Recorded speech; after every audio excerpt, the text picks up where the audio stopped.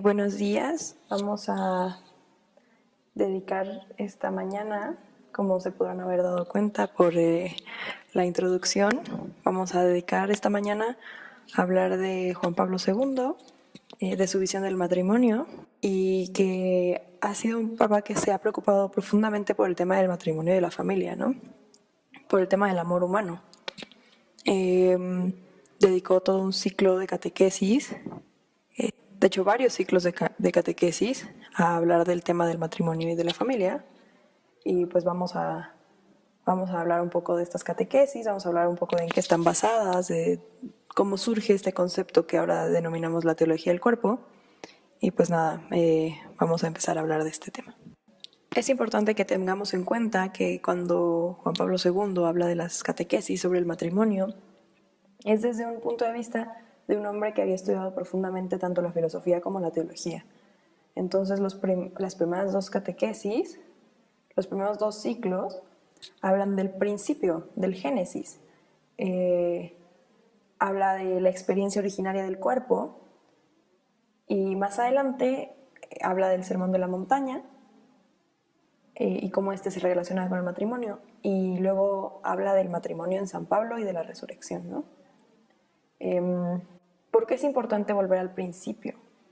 Porque es en el principio donde, hasta él mismo lo dice en la catequesis en las catequesis del 79, habla de que la misión de la familia cristiana la encontramos en el Génesis y que esto se puede ligar con las enseñanzas de Jesús.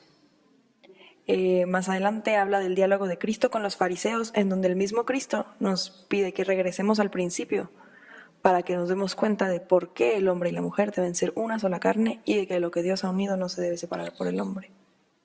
Más adelante, el mismo Papa Juan Pablo II nos habla de la inocencia original y el pecado, y de cómo el hombre, así como ha sido pecador, es redimido por Cristo en un acto de amor.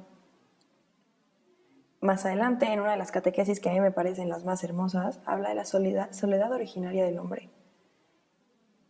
En esta catequesis menciona que es significativo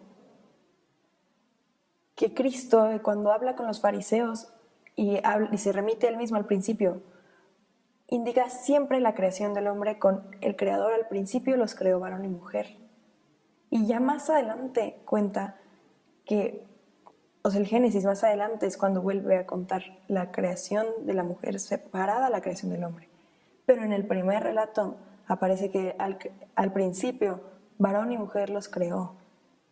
Esto se une y se describe directamente con la unidad e indisolubilidad del matrimonio y se encuentra en el contexto del segundo relato de la creación. Así, Juan Pablo II menciona que Cristo no solo une el principio con el misterio de la creación, sino también nos lleva, por decirlo así, al límite de la primitiva inocencia del hombre y del pecado original.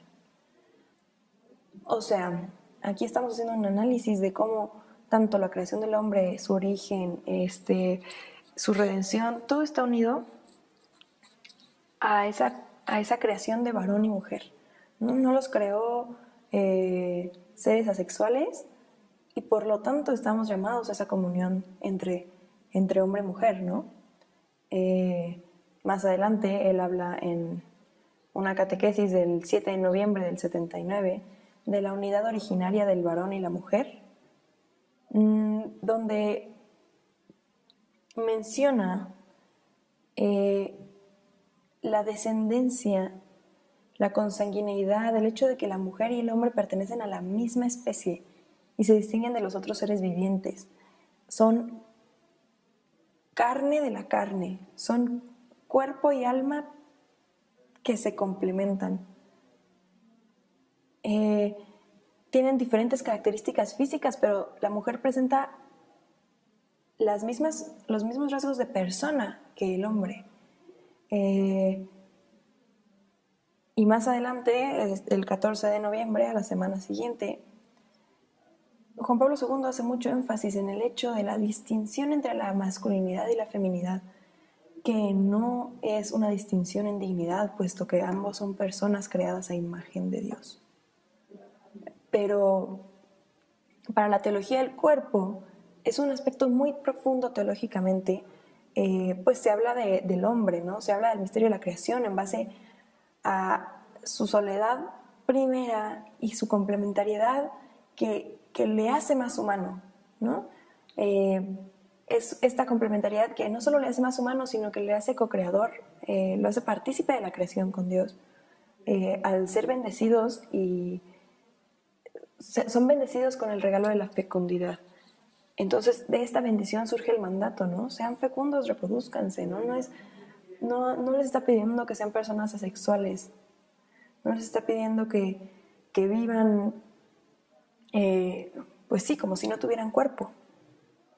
Claro que nos podemos imaginar mil maneras posibles en las que si no hubiera existido el pecado original se daría la reproducción.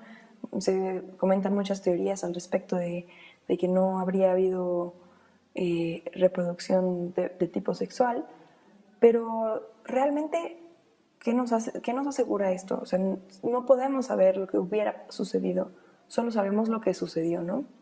Ante esto, Juan Pablo II, más adelante, en otro ciclo de las catequesis, va a hablar del matrimonio en San Pablo, que San Pablo es quien logra aterrizar para nosotros este tema, ¿no? San Pablo nos habla en el capítulo 5 de los Efesios, que el matrimonio entre hombre y mujer, la relación entre hombre y mujer, debe ser un reflejo de la relación entre Cristo y su iglesia, ¿no? Cuando dice, mujeres, sean sumisas a sus maridos como la iglesia está sumisa a Cristo. Maridos, amen a sus mujeres como Cristo amó a la iglesia. Esto es muy puntual porque nos demuestra para qué es el matrimonio, además, o sea, además de sus bienes y sus fines terrenos. Otro de sus fines es ser reflejo del amor profundo que siente Dios por el hombre, ¿no? Esto queda más claro cuando igual en Efesios, San Pablo dice, nadie aborrece jamás su propia carne, la alimenta y la cuida con cariño, lo mismo que Cristo a la iglesia, pues somos miembros de su cuerpo.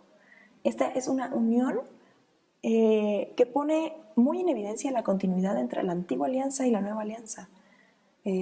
Dios tenía una alianza matrimonial con su pueblo Israel y ahora esta nueva alianza, la definitiva, la que es en Cristo, la que se consuma en la cruz, se hace evidente y es una alianza nueva, igual nupcial, con la iglesia, con todo el mundo, con la iglesia universal. Y esta imagen corresponde a la imagen de los esposos, ¿no?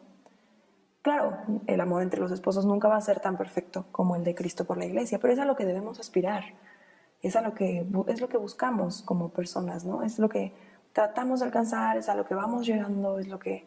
y así podemos entender también, aunque sea en una menor medida, el amor de Cristo, ¿no? Es como podemos tratar de bajar a nuestros conceptos. Es como un signo, como decía San Agustín, que cuando algo trasciende nuestros sentidos, necesitamos un signo para poder entender las cosas que van más allá, y esto es lo que pasa con el matrimonio, ¿no? Fundamentalmente. Nos queda claro que para Juan Pablo II el amor nupcial es un amor misericordioso, donde podemos ver el don de Dios mismo que se da al hombre. Y pues nada, por esto es un sacramento, el matrimonio es sacramento de creación y sacramento de redención, que hace que nos demos cuenta realmente que hemos sido creados a imagen y semejanza de Dios y que podamos entregarnos plenamente con este lenguaje del cuerpo y con las palabras del consentimiento. Pues muchas gracias por escuchar y pues que Dios los bendiga.